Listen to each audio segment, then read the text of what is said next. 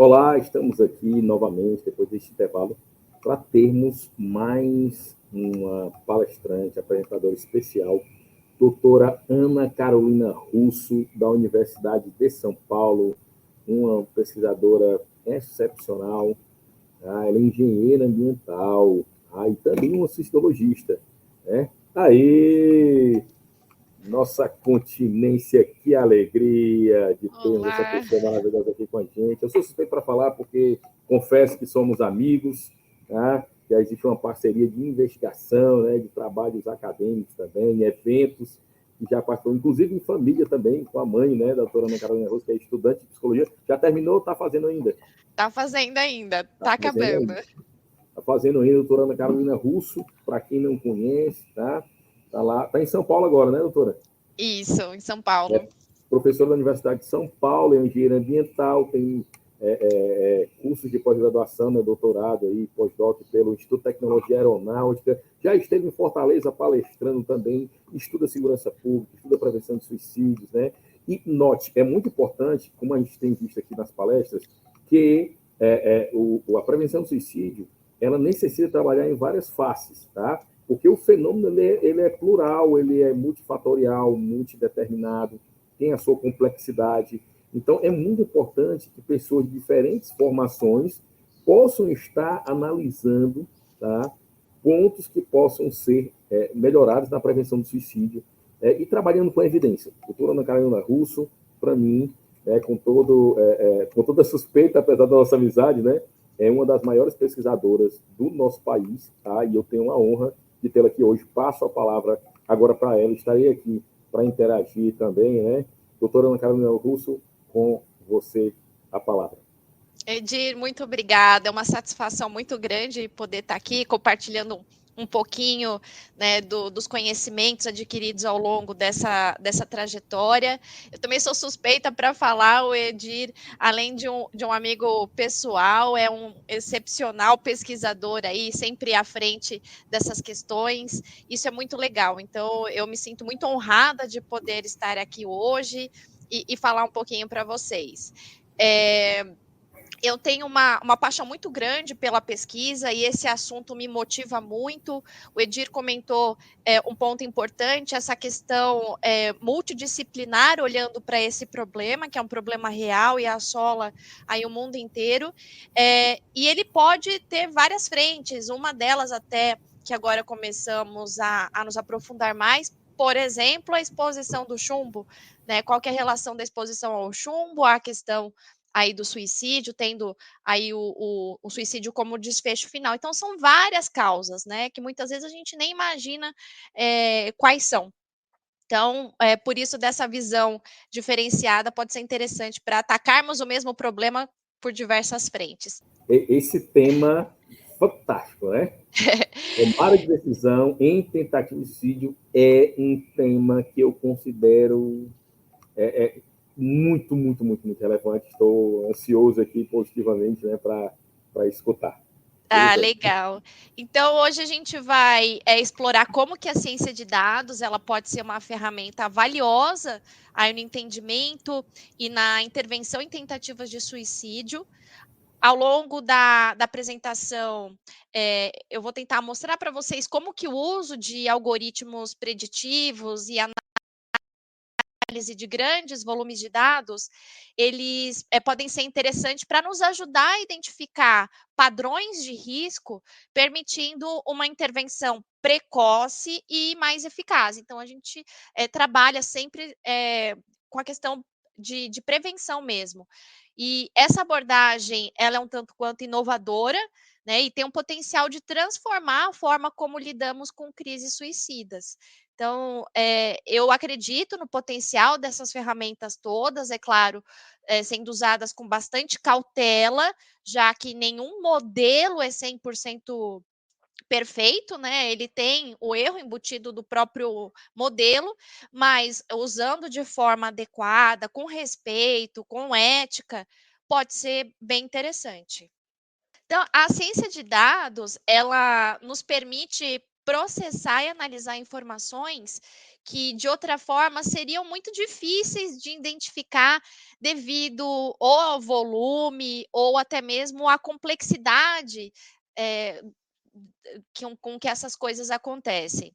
Quando a gente fala sobre tentativa de suicídio, estamos lidando com uma série de decisões que envolvem não apenas os fatores psicológicos e emocionais, como, né, bem dizemos aqui há pouco, mas também sociais e biológicos, como o caso da exposição ao chumbo, que pode trazer aí uma série de interferências bio e fisiológicas no organismo da pessoa, como, por exemplo, alteração do sistema nervoso central e trazendo aí uma série de mudanças comportamentais no indivíduo.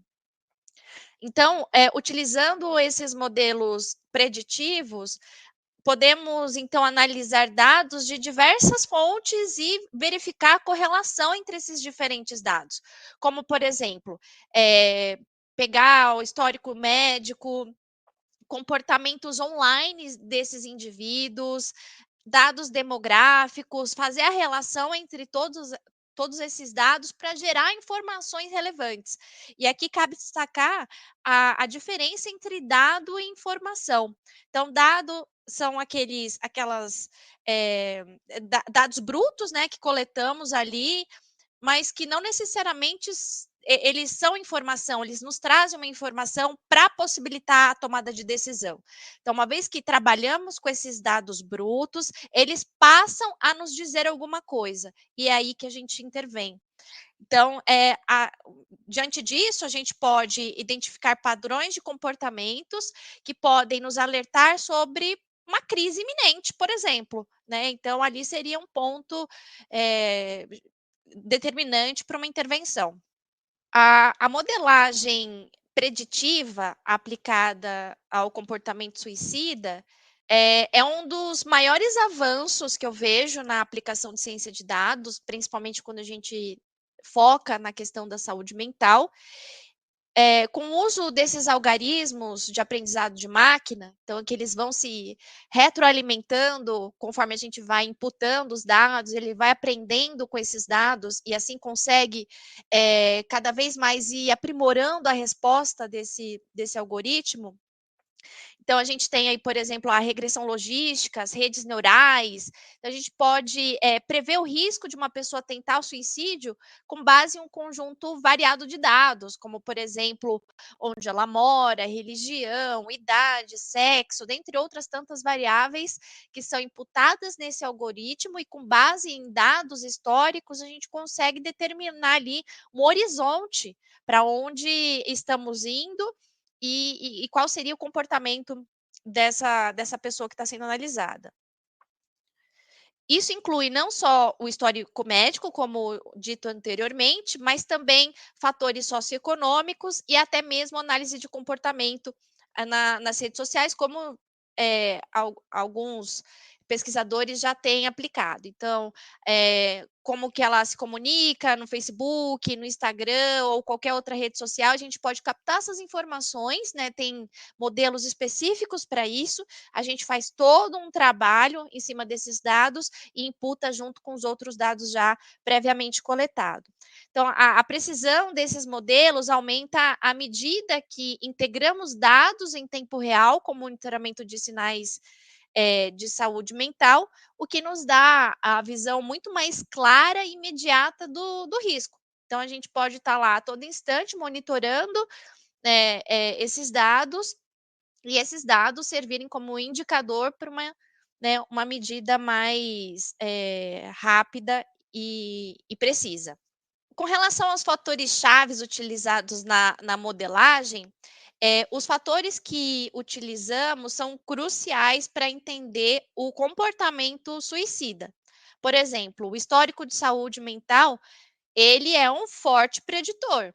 Então, se a pessoa ela já sofreu de depressão, ansiedade ou teve tentativas anteriores, é um sinal de alerta, né? Já pisca a luzinha e sendo esse um forte indício que alguma coisa pode acontecer novamente.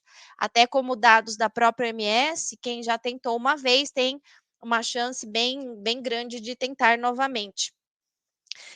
Outra coisa, dados demográficos também são analisados, então também encontramos na literatura uma série de estudos que utilizam essas informações, né, e aí você pode utilizar análises multivariadas para combinar a questão, demográfica nesses modelos.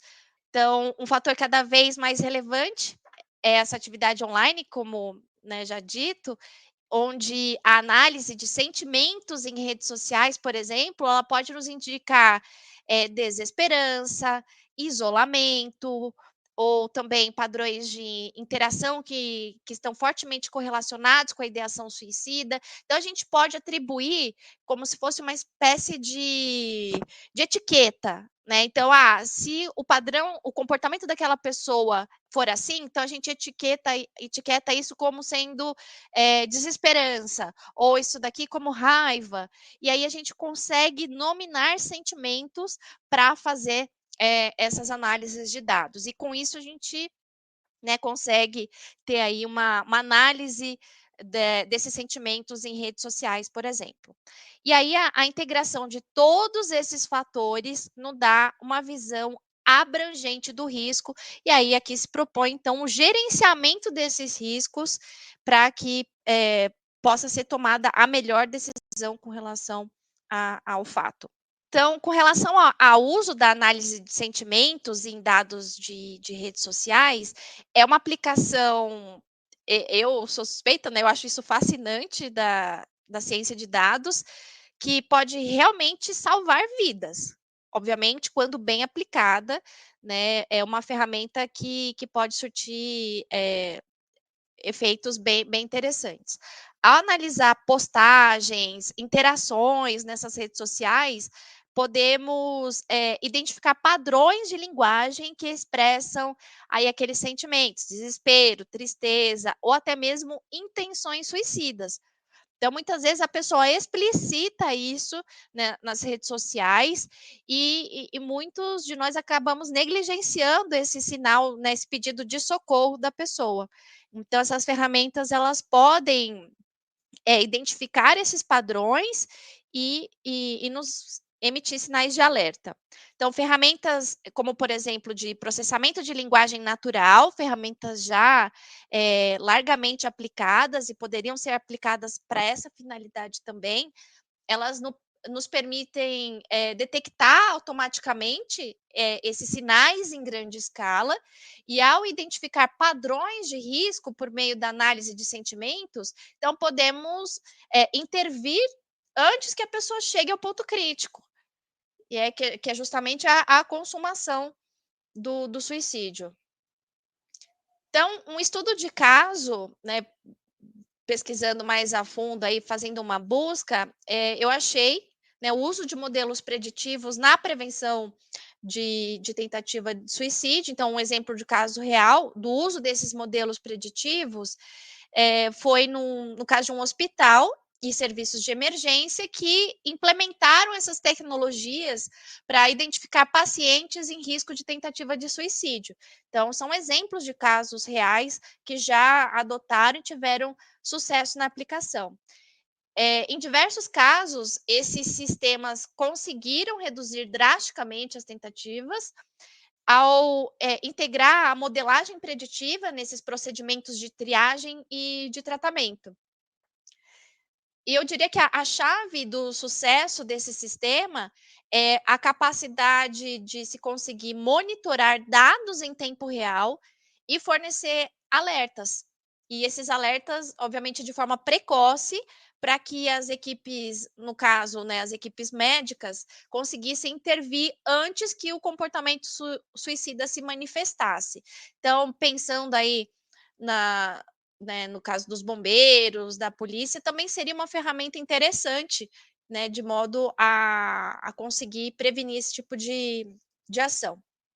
Agora, com relação, né, aos desafios e considerações éticas no uso da ciência de dados, né, como eu abri a minha fala tocando nesse ponto, como em qualquer aplicação de tecnologia voltada para a saúde, há desafios éticos significativos que precisam e devem ser considerados ao utilizar a ciência de dados na prevenção de suicídio. Um dos maiores desafios que eu vejo é garantir a privacidade dos dados. Então, a gente está lidando com dados sensíveis, né, de seres humanos, e precisa aí de todo um rigor metodológico para trabalhar com esses dados. Os indivíduos, eles devem dar seu consentimento, informando para o uso dessas informações sensíveis, então a gente tem que ter esse consentimento, né, dessas pessoas, e devemos tomar medidas rigorosas para proteger esses dados contra vazamentos ou uso indevidos, né, desses dados. Outro ponto que é necessário é evitar viés nos algoritmos, que infelizmente isso acontece, como eu disse, nenhum modelo é perfeito. Então, a gente também tem que ter um rigor, um critério aí mais intenso, justamente para evitar esses vieses, que pode excluir grupos vulneráveis da análise. Então, a gente tem que ter, né, ter esse olhar crítico para evitar esse tipo de coisa. E é nossa responsabilidade garantir que a tecnologia ela seja utilizada, então, de forma justa e de forma ética. Então, esse é o desafio, a gente não pode deixar de falar sobre esse assunto, porque é extremamente importante. E para fechar a minha fala aqui, eu concluo dizendo que a ciência de dados, ela oferece um caminho, sem dúvida, promissor para a prevenção de suicídio, fornecendo insights que antes eram muito difíceis de alcançar. Porque quando a gente olha para os dados, né, aqueles dados brutos, ter, né, esse insight sobre que caminho eles vão nos dar, fica muito difícil, principalmente quando a gente está trabalhando com volumes muito grandes de dados. Então, fazer uso dessas ferramentas é essencial para que facilite a pessoa que está manipulando esses dados para gerar informações relevantes, justamente por isso, né? Você encontra meios de conseguir respostas mais rápidas. No entanto, a eficácia dessas ferramentas, ela depende de como esses dados são coletados.